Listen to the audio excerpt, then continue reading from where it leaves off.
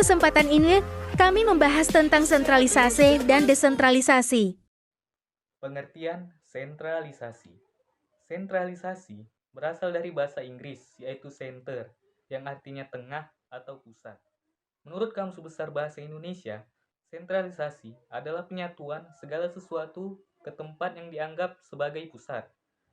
Dalam sistem pemerintahan, sentralisasi akan berkaitan dengan wewenang pemerintah pusat. Dengan begitu, sentralisasi bisa dikatakan sebagai memusatkan seluruh wewenang kepada sejumlah kecil manajer atau yang berada di posisi puncak pada suatu struktur organisasi. Berikutnya, ciri-ciri sentralisasi. Yang pertama, kebijakan umum juga dapat diambil lebih mudah diimplementasikan terhadap seluruh daerah. Yang kedua, proses dalam pengambilan keputusan lebih mudah dan lebih cepat karena dapat ditentukan oleh pusat. Yang ketiga, terjadinya suatu pemusatan seluruh wewenang kepada pemerintah pusat. Yang keempat, segala sesuatu yang berhubungan dengan politik dan administrasi dapat ditangani oleh pemerintah pusat. Dan yang terakhir, adanya keseragaman manajer, mulai dari sebuah perencanaan, pelaksanaan, pengelolaan, dan evaluasi. Berikutnya jenis-jenis sentralisasi. Yang pertama, ada sentralisasi departemen. Jenis sentralisasi ini didasarkan pada departemen yang berbeda dalam suatu organisasi. Setiap departemen akan memiliki kantor pusat atau pemimpin yang membuat keputusan untuk departemen itu. Yang kedua, ada sentralisasi manajemen. Jenis sentralisasi ini adalah jenis yang paling umum, di mana sentralisasi ini ketika satu orang atau departemen membuat keputusan untuk sebuah organisasi. Dan yang terakhir, ada sentralisasi geografis. Jenis sentralisasi ini biasanya terlihat pada pemusatan besar yang memiliki lokal di berbagai wilayah. Tujuan sentralisasi yaitu untuk bisa mencegah setiap daerah menjadi mandiri yang berpotensi pada konflik kepentingan atau bahkan memisahkan diri.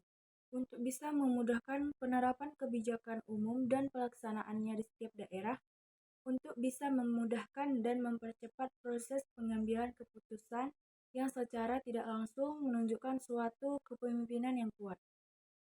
Keunggulan sentralisasi yaitu organisasi menjadi lebih efisien dan menjadi lebih ramping.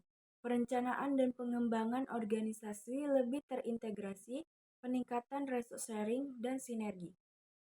Pengurangan redundansi aset dan fasilitas lain. Perbaikan koordinasi. Pemusatan ekspertise. Kekurangan sentralisasi yaitu penurunan kecepatan pengambilan keputusan dan kualitas keputusan. Demotivasi dan disinsentif bagi pengembangan unit organisasi, penurunan kecepatan untuk merespon perubahan lingkungan, peningkatan kompleksitas pengelolaan, perspektif luas tapi kurang mendalam. Contoh sentralisasi. Adapun contoh sentralisasi adalah 1. Pemerintah pusat menangani kebijakan pemberian visa kepada warga negara asing. 2. Pemerintah pusat menangani pemberian usul pembuatan undang-undang dari pihak eksekutif. 3. Pemerintah pusat mengangkat kepala daerah. 4. Pemerintah pusat menangani sistem administrasi kependudukan. 5. Pemerintah pusat menangani penganugerahan tanda jasa, tanda kehormatan maupun gelar kepada seseorang atau sekelompok orang. Jika dilihat dari segi ekonomi, dampak positif yang diberikan oleh sistem sentralisasi ini adalah perekonomian akan lebih terarah dan juga teratur, karena pada sistem ini hanya di pusat saja yang akan mengatur perekonomian. Namun, dampak negatifnya adalah daerah seolah-olah akan hanya dijadikan sebagai alat dan tidak dibiarkan mengatur kebijakan perekonomiannya masing-masing, sehingga terjadi pemusatan keuangan pada pemerintah pusat. Pengertian desentralisasi menurut Undang-Undang Nomor 32 Tahun 2004 Pasal 1 mengenai pemerintah daerah. Desentralisasi merupakan penyerahan wewenang dari pemerintah pusat ke pemerintah daerah yang bertujuan untuk mengatur dan mengurus segala urusan pemerintah dalam negara. Tujuan desentralisasi. Tujuan desentralisasi yaitu untuk mencegah adanya pemusatan keuangan di pemerintah pusat dan sebagai usaha pendemokrasian pemerintah daerah untuk mengikut sertakan rakyat dalam bertanggung jawab dalam penyelenggaraan pemerintah, dan untuk menyusun program guna perbaikan sosial ekonomi di tingkat lokal. Jenis-jenis desentralisasi ada 5. Yang pertama, jenis desentralisasinya yaitu desentralisasi politik, desentralisasi pasar, desentralisasi fiskal, desentralisasi administrasi, dan desentralisasi lingkungan. Selanjutnya saya akan menjelaskan contoh desentralisasi, dampak positif dan negatif desentralisasi. Yang pertama, pemerintah daerah diberi kewenangan untuk mengelola pendapatan di daerah tersebut. Yang kedua, pemerintah daerah diberi kewenangan untuk menetapkan pejabat daerah yang bertugas selanjutnya. Yang ketiga, pemerintah daerah diberi kewenangan untuk mengelola keuangan daerah. Yang keempat, pemerintah daerah diberi kewenangan untuk menerbitkan peraturan seperti peraturan daerah, peraturan kepala daerah, dan lain sebagainya. Yang terakhir ialah pemerintah daerah diberi kewenangan untuk menetapkan upah minimum regional.